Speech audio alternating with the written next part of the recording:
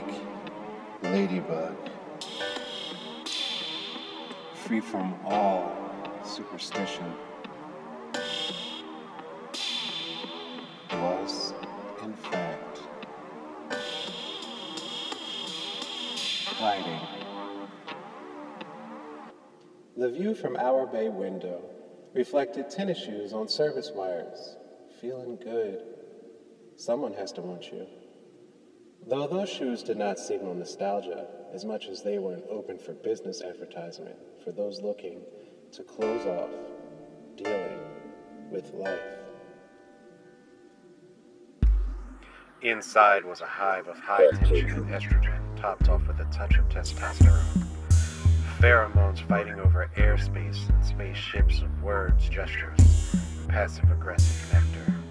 Naturally, nature shares its temper in gale force winds and fire from within, plates shifting while serving revenge.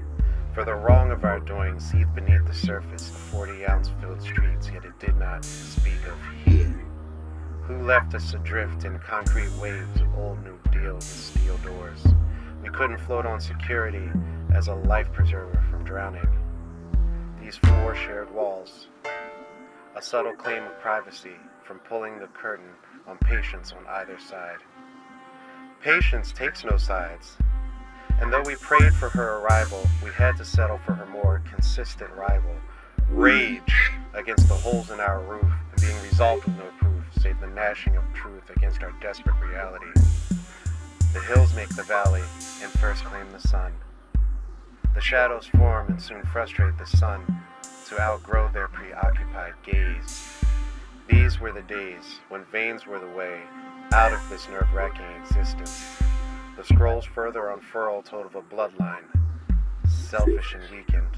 The life in the skin felt like burden, an inmate intimate with his warden, for they are one and the same. Both plagued by and desperate for time to leave him alone. He tried to play their games, but his turn unknown, and his to own, carving hatred into walls, screaming pain into pillows, nightmares that death would soon call.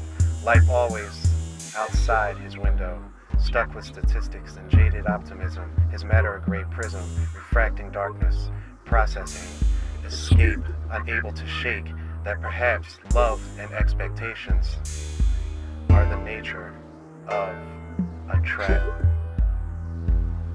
What's worse was that his was a story unfit for telling, not incredibly impossible, failed to meet the minimum of yelling. Far too few caskets, his grief a footnote, he still lives above those concrete streets. Taxes paid, loans tendered, grass is cut, trash recycled, society gains an anonymous member. Learn to host parties, cultivate a conscious opinion, share a home, argue political decisions, staring at his skin, knowing there's nowhere to fit in.